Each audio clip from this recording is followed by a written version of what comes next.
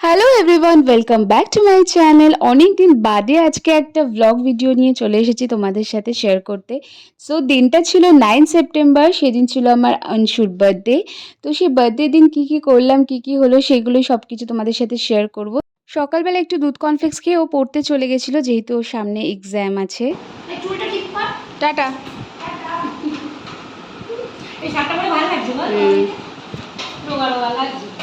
রোগাই দিদি ভাইরা জলদি চলে এসেছিল, সকাল সকাল চলে এসেছিল। তো এসেই বাবাইয়ের একদমই মন ঠিক ছিল না, ভাই নেই বাড়িতে। তো এসেই চলে গেছিলো ভাইকে পড়া থেকে আনতে। আর এখানে মা বানাচ্ছে পায়েস, প্রত্যেকবারের মতো মাই ছেলের জন্মদিনের পায়েসটা বানায়, কারণ মায়ের মতো পায়েস কেউ বানাতে পারে না। এইসব দিকে গোছগাছ হতে হতে মাসিও চলে এসেছিল, তো সবাই মিলে বসে এখানে কথা হচ্ছিল। আয় বাবাই আয়,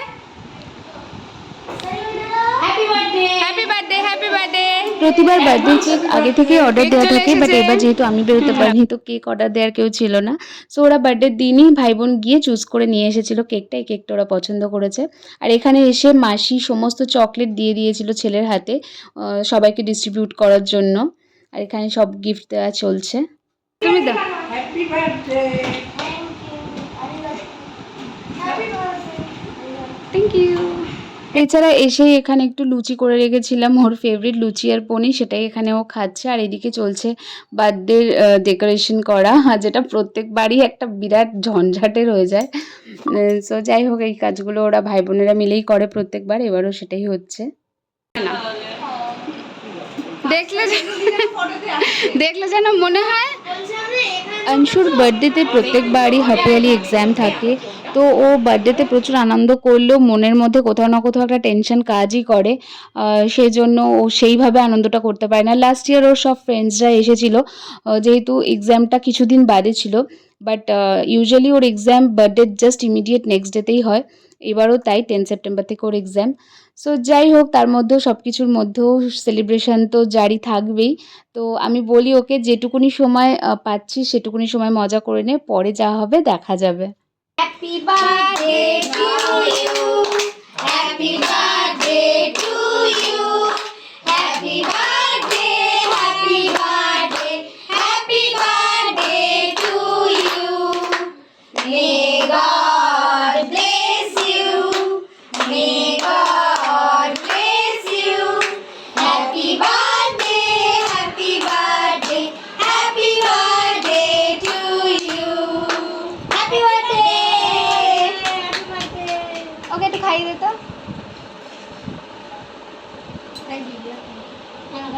বাদ ধরে রেখেছি।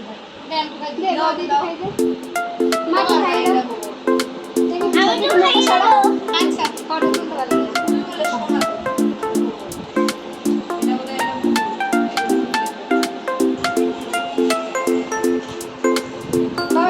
সবাই খাইয়ে দিয়েছি। আচ্ছা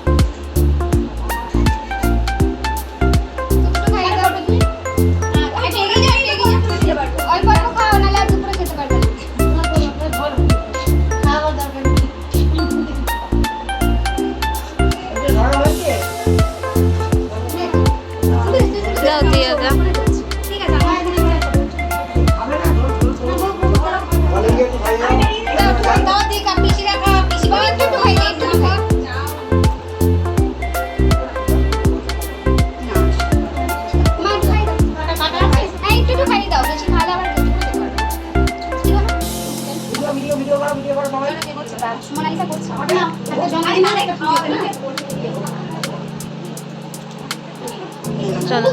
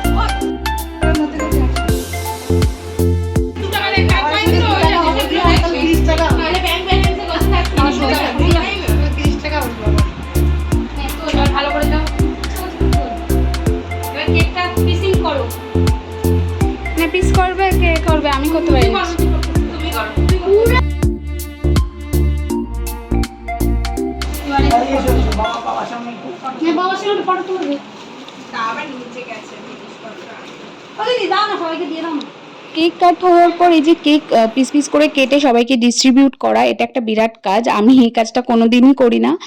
প্রত্যেকবার হয় দিদিভাই বড়দিভাই করে, নাহলে ছোটদিভাই করে। আর এবার তো আমার এমনিই শরীর খারাপ ছিল, সো আমি এই ধারে কাছেই যাইনি। আমি বেশ রিল্যাক্সেই ছিলাম।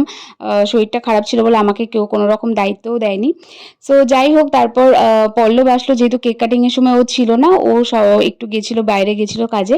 তো আসার পর আমরা একটু এখানে দাঁড়িয়ে ফটোস ক্লিক করছিলাম, আর এখানে সেসবই চলছে। কমেন্ট সেকশনে গালি খাবো, তখন আমার ঝামেলা আছে। তো ওই আমার বিয়ে করা সেলিব্রিটি আমার চুলটা কি অবস্থা একটু দেখি। ঠিক আছে, ঘাম আছে একটুখানি দাঁড়া। আমি বাবা পেছনে বসে আছি, আমার মুখটা এটা এরকম লাগিয়ে দিই। না না না, তুমি ঢেকেই গেছো অলরেডি। আমি ঢেকে গেছি।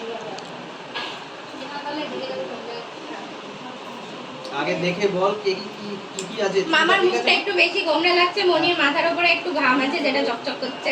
আচ্ছা ঠিক আছে, চাপাড়ি চুলটা এরম কর চুলটার মুখের উপরে করছি। ঠিক আছে। ওই দেখছো লম্বা হয়ে দিন আছে। আচ্ছা কত কত লম্বা?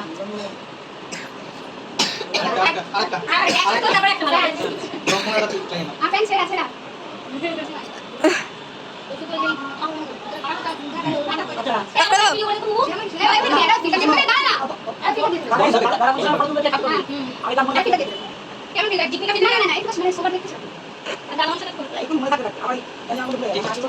কেক কাটিং এর পর সমস্ত ফটো সেশন হয়ে যাওয়ার পর চলে এসেছিল খাবার দাবার, যেগুলো অর্ডার করা হয়েছিল সেগুলো সমস্ত কিছু চলে এসেছিল।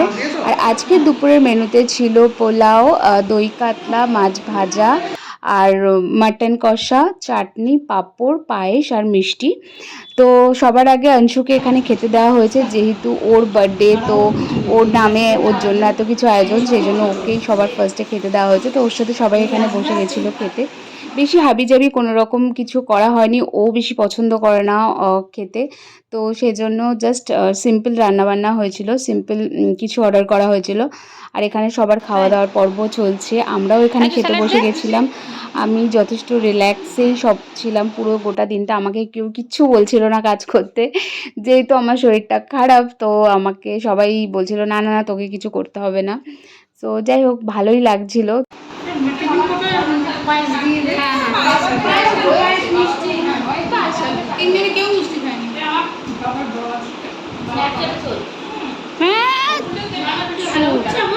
অনেক ভালো হচ্ছে।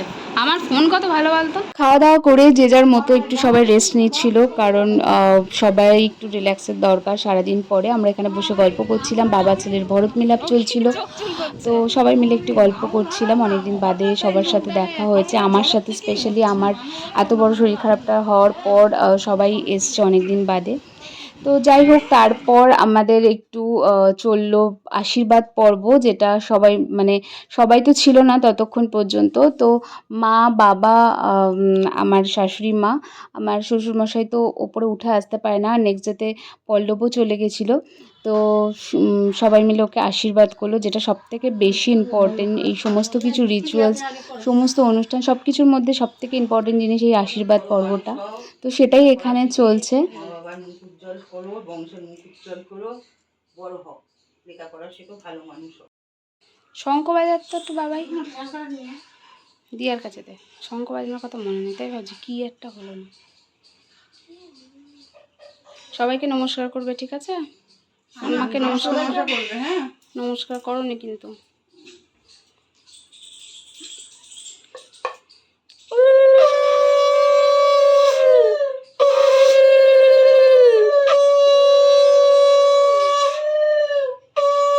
সোনার ধান দ্রব্য দিয়ে একটু আশীর্বাদ করে দাও।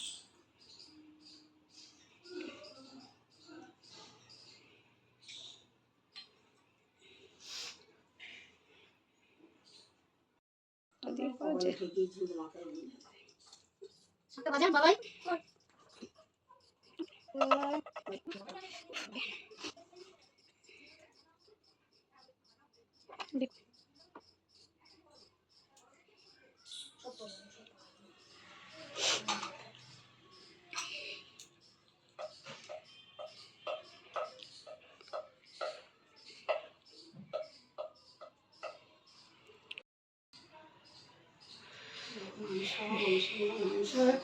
দীর্ঘজীবী হও, আমার মাথায় যত চুল তত আয়ু।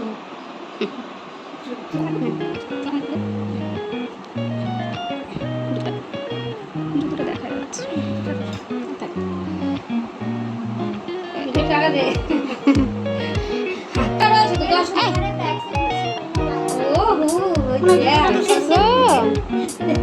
নমস্কার কর দিদিকে, নমস্কার কর। এই আশীর্বাদের সময় যদিও সবাই প্রেজেন্ট নেই, তবুও আমি জানি সবার আশীর্বাদ সবসময় ওর সাথে আছে। আর আমার মামার বাড়ি থেকে অংশুর পৈতেতে যে সোনার ধান দুবোটা দিয়েছিল, ওটাই আশীর্বাদে বেশ কাজে লাগলো। খুব সুন্দর একটা স্মৃতি হয়ে থাকবে এটা সারা জীবন। ভিডিও করো।